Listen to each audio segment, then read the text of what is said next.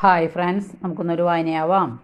ദൈവത്തോടൊത്തായിരിക്കാനുള്ള പരിശുദ്ധിയോടുകൂടി മരിച്ചവർ സ്വർഗത്തിൽ പോകും.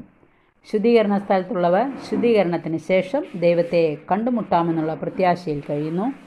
വലിയൊരു കാന്തത്തിൻ്റെ അടുക്കൽ ഒരു മുട്ടുസൂചി വയ്ക്കുകയും ആ മുട്ടുസൂചിക്ക് കാന്തത്തിൽ ചേരുവാനുള്ള പ്രവണതയുണ്ടെങ്കിലും അതിന് സാധിക്കാതിരിക്കുകയും ചെയ്യുന്നത് പോലെയാണത്.